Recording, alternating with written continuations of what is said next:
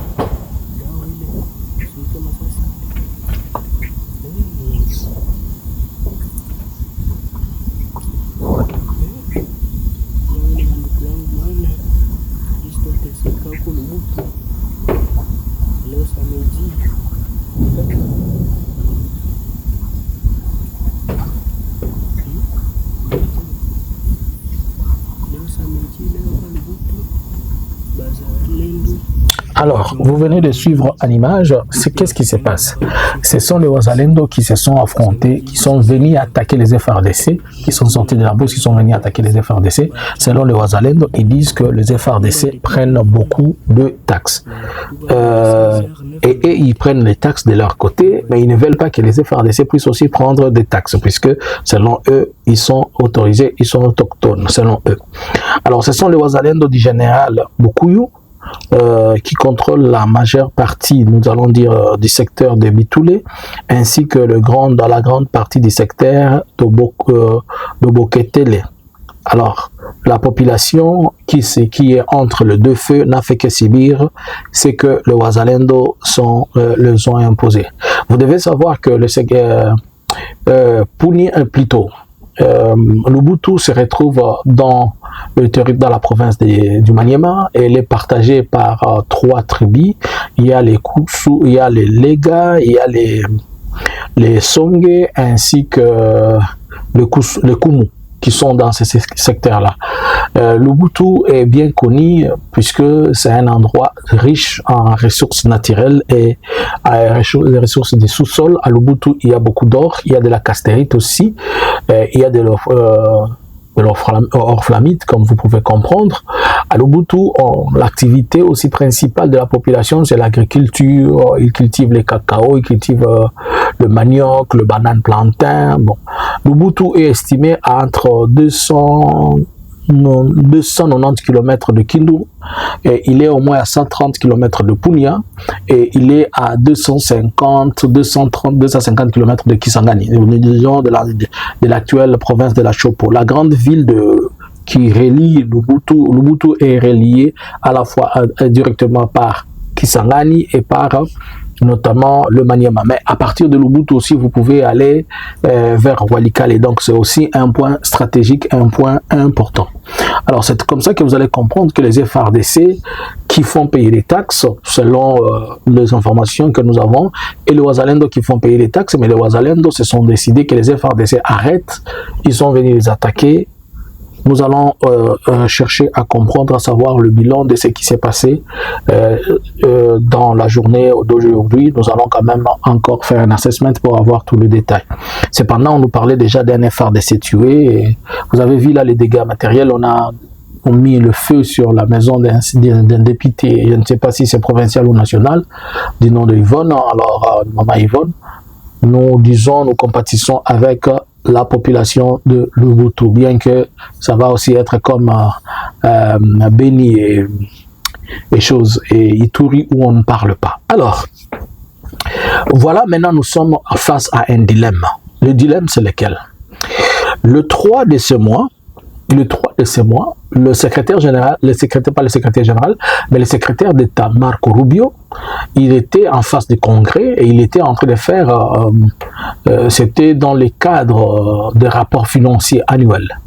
Et pendant qu'il faisait son rapport devant le Chambre des représentants, c'est-à-dire devant le député, ou le sénateur comme ils appellent chez eux, il a échangé, il a fait aussi comprendre qu'ils ont signé les accords de paix avec le Rwanda, avec la RDC, et notamment l'accord de paix sur la question de la guerre. Et ils ont, dans le dire de Rubio qui dira que nous avons essayé de faire des sanctions pour easer de pression. Nous avons vu quand même quelques résultats, bien que ça part encore et que le Rwanda ne s'est pas encore activé. Et nous pensons que d'ici le mois de juillet, que les choses vont se passer autrement. Ça, c'est Marco Rubio qui l'a dit. Ça n'a pas traîné. Marco Rubio a fait comprendre que l'impasse de la sécurité ou bien la situation, elle est encore en train de partir à pas de tortue. Ça, c'est la version de Marco Rubio. Mais Marco Rubio n'a pas dit qu'il aime, ou bien il dit impérativement d'ici le mois de juillet, les troupes rwandaises vont sortir. Bon, je suis d'abord en train de vous faire voir le fait. Et par après, automatiquement, le 5, c'est le ministère des Affaires étrangères du Rwanda qui répond. Au travers le ministre Olivier Nduhungirehe qui dit, il prend acte, il comprend de ce que le gouvernement ou bien Marco Rubio a dit, mais il rappelle à Marco Rubio et ils disent quand même c'est bon que Marco Rubio reconnaisse que le Rwanda est en train de faire sa part. Mais l'accord ne prévoit pas que ça soit un accord boité, si je peux dire comme ça, qui ne doit qu'être observé par un coin. Et de là, Marco Rubio rappelle que le gouvernement de la République démocratique, les USA ont aussi l'obligation de tenir l'autre partie aussi responsable, qui est la RDC, de faire la part qui lui est demandée. Puisque si vous lui dites qu'il va quitter le 17, le Rwanda dit, vous avez reconnu que nous avons fait un pas. Mais que fait alors le gouvernement de la République démocratique du Congo? Il a aussi rappelé que le gouvernement de la République démocratique du Congo, au lieu de s'atteler, il continue à utiliser les drones, à bombarder, à faire je ne sais quoi. Ça n'a pas tardé, les choses sont en train d'aller vite.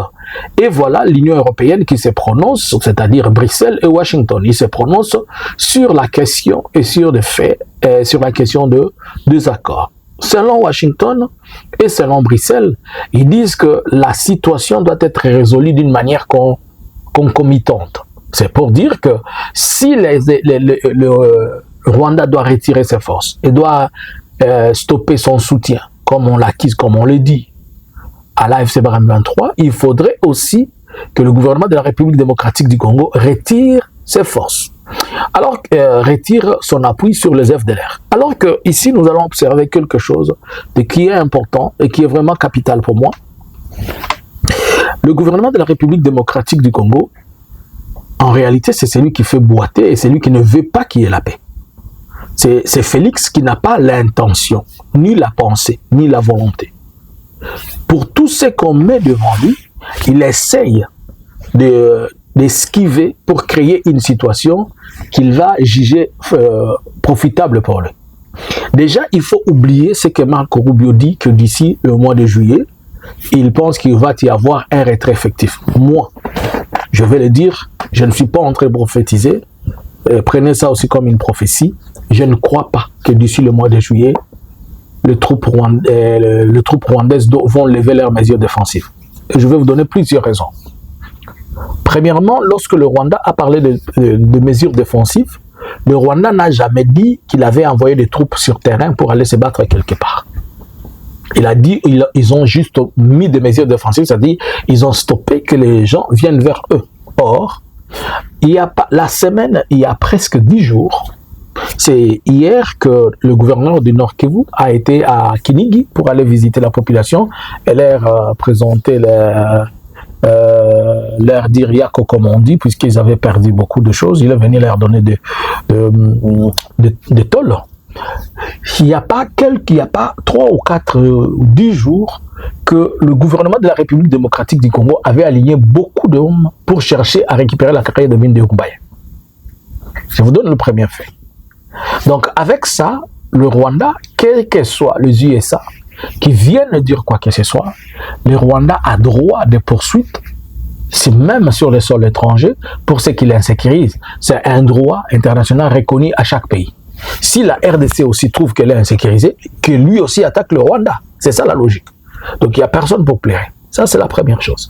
Deuxième chose, jusque-là, jusqu'hier et avant-hier et la semaine passée, et il n'y a pas 10 jours, la FARDC continue à utiliser les drones pour venir bombarder des positions qui n'ont rien à voir avec les positions militaires. Vous vous rappelez le dernier bombardement de Goma? Vous vous rappelez des bombardements où l'AFC a été obligé de bombarder sur Kisangani pour détruire les stations, puisque ces stations de commandement, c'est postes de commandement dérangés. Je vais vous faire comprendre. Aujourd'hui, à l'heure où je suis en train de vous parler, vous savez que Kisangani était le poste de commandement des drones avancés qui attaquaient à la fois, qui faisait des raids sur Goma, qui faisait des raids sur Massissi, Rutshuru et partout. Et je vous ai dit plusieurs fois, comment est-il possible que Kisangani, qui est un point central, et Kisangani et Bunia, ça représente quelque chose comme 1h30 ou 1h30 de vol. Les drones quittent Kisangani pour aller à plus de 4 heures, à plus de 2 heures de vol. Ils n'arrivent pas à bombarder les ADF qui sont les ADF Nalou, ils n'arrivent pas à bombarder les ADF qui sont en Ituri, qui sont à Bunia, alors qu'ils tuent beaucoup et qui sont à Beni, ils tuent beaucoup plus que la situation qui se passe à l'est, plus que la situation qui se passe dans les zones contrôlées par l'AFC M23. Alors, le fait que d'abord ces drones-là font de va-et-vient, c'est un obstacle, puisque le drone, ce n'est pas une arme qu'on peut utiliser, c'est une arme qu'on utilise à distance. Et le Rwanda continue à se sentir insécurisé avec ça. Donc, si on doit dire que le Rwanda va sortir ses troupes d'ici le mois de juillet, il faut oublier. Aujourd'hui, après la destruction du poste de commandement de Kisangani, Kinshasa a ravitaillé encore d'autres avions au niveau de Kalemi. À Kalemi, il y a presque 6 avions et puis 6 hélicoptères. Et ces hélicoptères-là sont préparés, puisque Kinshasa est en train de préparer une vaste opération pour chercher à récupérer à la fois Kamanyola et venir sur Bukavu. J'ai eu accès à certaines images de clichés de drones. Je ne sais pas, ils sont suffisamment, ils sont détaillés. Et sur ces images de drones, il y a une préparation de Kinshasa pour attaquer Bugarama. Bugarama, c'est-à-dire à la frontière avec le Rwanda. Alors que dans ces images de drones, ces images qu'on peut appeler des images prises par les drones, ils sont en train de surveiller en permanence la frontière de Bugarama en utilisant à la fois des drones pour les images, en utilisant aussi les ravitaillements, puisque la semaine passée encore, ils ont encore ravitaillé l'axe Sangé, il y a plus de 3000 hommes qui sont entassés là-bas. Pourquoi? Puisque comme ils ont dit Osef, on a demandé à ce que le Wazalendo quitte, ils n'ont pas laissé, ils ont demandé au Wazalendo d'aller dans le parti montagneuse, puisqu'ils sont en train de préparer le Wazalendo, ils sont en train de se préparer avec le Burundi et les FDLR. Il y a presque 3000 FDLR dans cette zone qui ont besoin de descendre ensemble sur l'axe Kamanyola, c'est-à-dire ils veulent frapper, ils veulent ouvrir des fronts, le front Kamanyola, donc un front pour Bukavu, un autre front pour le Rwanda, puisqu'ils veulent forcer que le FDLR entre au Rwanda. Alors, moi je suis en train de vous donner des informations, selon ces informations que je suis en train de vous dire, ce sont des informations vérifiées, et que ces informations, même le gouvernement rwandais ou l'AFC, ou d'autres services de renseignement, ils les ont. Ils ont plus de détails que ce que je suis en train de vous dire. Alors, vous imaginez déjà avec ça, dire que le Rwanda va retirer ses troupes et qu'on est en train de préparer une vaste opération. Puisque Félix est en train de préparer une attaque généralisée sur plus de 4 fronts. Il prépare d'attaquer encore dans le Lubero, il prépare d'attaquer dans le Nord Kivu, notamment. Il a tenté la semaine passée pour aller encore essayer d'aller vers Kachebere, vers Toto, des histoires comme ça n'a pas marché. On a tué beaucoup des FARDC ce week-end entre mercredi et jeudi sur l'axe Walikale. Il cherche encore de routes ou de trous sur l'axe, toujours l'axe Sangue et sur le haut plateau. Et que maintenant c'est Bujumbura qui a pris la place de Kisangani, puisqu'on veut remplacer l'équipement de Kisangani, et c'est Kalemi qui est devenu aussi une base d'appui. Alors avec tout ça, pensez-vous que le Rwanda va se dire, ok, je me réveille le matin, je prends mes troupes, je pars? Non. Le Rwanda a mis ses mesures défensives que personne ne connaît. Est-ce qu'il a mis des troupes avancées? Il a mis des militaires? Il a mis quoi? On ne sait pas. Alors avec ça, moi je vous dis d'abord, pour moi, je pense que cette histoire de mi-juillet, il faut la balayer, il faut la mettre à côté. Autre chose, jusque-là, il est tellement impossible pour Félix, au lieu de pouvoir neutraliser les FDLR, il est en train de les équiper. Il équipe à la fois les FDLR, il continue à leur donner des munitions, et aujourd'hui nous savons que les FDLR, quand on parle des FDLR, facilement on parle des Wazalendo. Maintenant, faites-moi comprendre, par quel mécanisme, par quel miracle magie, cette menace n'a jamais été sortie, Kinshasa continue à être une menace pour le Rwanda, et que le Rwanda se dise, il lève ses mesures défensives. On va poser même la question à Marco Rubio. Votre armée a quitté les USA pour aller en Iran, pour aller, je ne sais pas, au Pakistan, pour aller, je ne sais pas, jusqu'à aujourd'hui, il est en train de bombarder l'Iran. Pourquoi? Pourquoi vous avez ces droits de poursuite, les autres n'ont pas les droits de poursuite pour se protéger?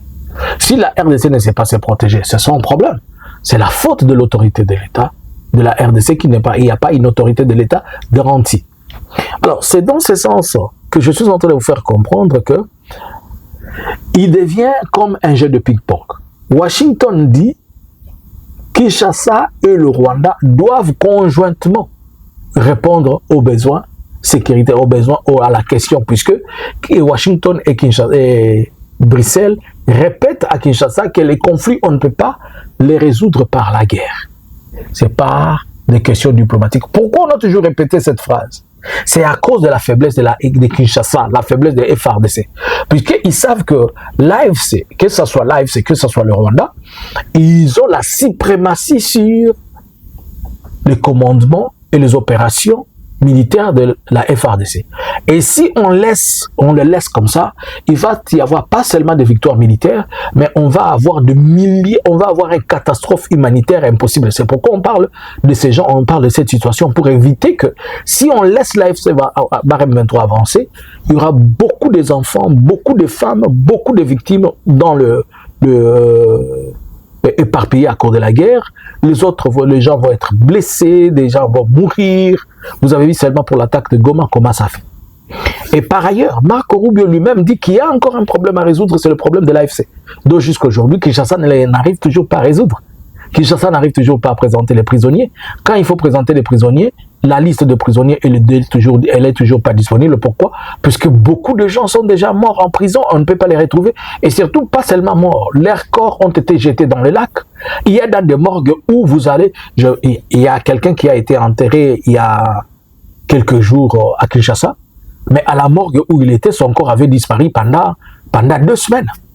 On est parti retrouver les corps, je ne sais où. Il y a un grand désordre à Kinshasa que personne ne contrôle. Même dans le niveau des morgues, tu ne peux pas contrôler ce qui se passe. Aujourd'hui, il y a des morgues un peu partout. Donc, vous pouvez penser que le frère est en prison, mais on l'a pris. J'ai suivi quelqu'un qui était un député provincial qui était en train de se plaindre que dans une des communes, je pense à la Gombe, où on a mis 2 morgues au milieu des écoles. Donc, alors, si vous êtes en train de chercher votre frère, vous pensez qu'il est en prison, alors qu'il était déjà décédé, on l'a laissé quelque part dans un morgue, après on va le mettre dans un sac, on met une pierre, on va le jeter au niveau du fleuve pour permettre que le corps descende, puisque c'est ce qu'ils font avec le corps de nos frères. C'est ce que Kinshasa est en train de faire. Comment va-t-il répondre maintenant à ce que l'AFC lui demande, puisqu'il n'a plus ces gens-là?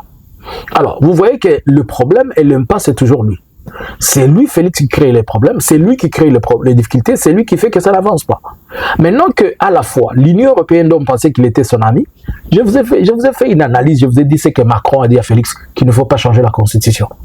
Vous venez de vous écouter maintenant l'Union européenne qui lui dit, on parle de la Belgique pour dire l'Union européenne, qui lui dit qu'il doit aller dans le sens du respect des accords de Washington, pas la guerre. Vous comprenez que c'est trop clair. Et si Washington aussi dit la même chose. Donc là, c'est Marco Rubio qui fait un rapport, mais le gouvernement entier dit, c'est-à-dire Donald Trump dit, il faudrait que l'on arrive, vous neutralisez les FDLR et les autres se retirent. La question, c'est entre les mains de Félix. Kabila l'avait dit, Félix est le problème, il est aussi la solution. Et aujourd'hui, je vous dis, l'accord de Washington ne marchera pas puisque c'est Félix qui est parti la signer et il ne veut pas que ça marche. Félix lui-même est contre la signature qu'il a opposée. Puisque c'est que cette signature l'exige, il n'est pas en mesure de le faire. Il est en train de faire des choses contrairement par rapport à cette signature. Et voilà, là où ça nous mène donc, d'ici le mois de juillet, il faut oublier. Par contre, il faut penser au revirement de la médaille. Que d'ici le mois de juillet, puisque le Messie serait déjà en train de pouvoir changer et faire ces histoires de référendum. Là, l'AFC pourra avancer comme il le faut.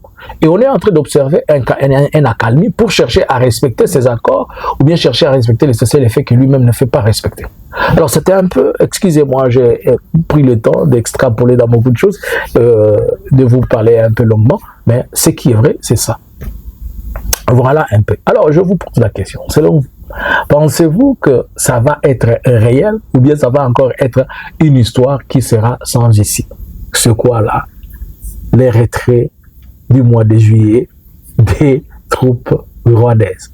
Le Rwanda a déjà répondu à la question. Il a dit merci, puisque vous avez dit que nous, on fait un effort. Mais la part de la responsabilité de Kinshasa, elle est où? Et on a encore rappelé aux États-Unis de ne pas être partial.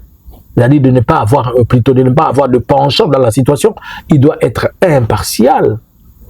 Il doit vraiment démontrer qu'il n'a pas un parti pris. Il doit être équilibré.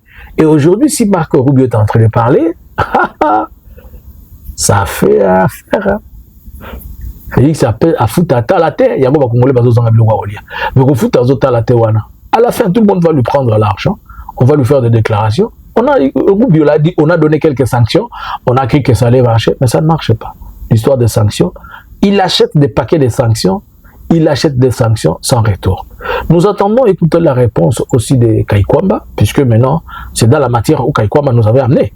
On attend à écouter, on va savoir ce qui va se passer par la suite. Selon vous, est-ce que vous pensez que le Rwanda va lever ses mesures défensives ou pas? À vous les claviers. Mais l'Europe a déjà parlé, les USA a parlé. Il n'a pas donné avantage à Félix, il n'a pas donné avantage à Kagame. Il a dit tous les deux. Et si Félix est toujours dans ses rêves, puisqu'il est en train d'acheter des gens, qu'on va exécuter, on va demander à tel X, Y de partir, sans que lui-même ne se soit acquitté de la question des FDLR, qui est impossible, et surtout que lui-même a déjà amené son histoire d'accord de Washington au Parlement, qui n'attend que maintenant la publication dans le journal officiel. Que pensez-vous? Nous sommes en train de faire un cercle de Zaka Koron. Avec Félix et Zaka Abongo. À vous les claviers. Bonjour, bonsoir. Analysins Congo subscribers.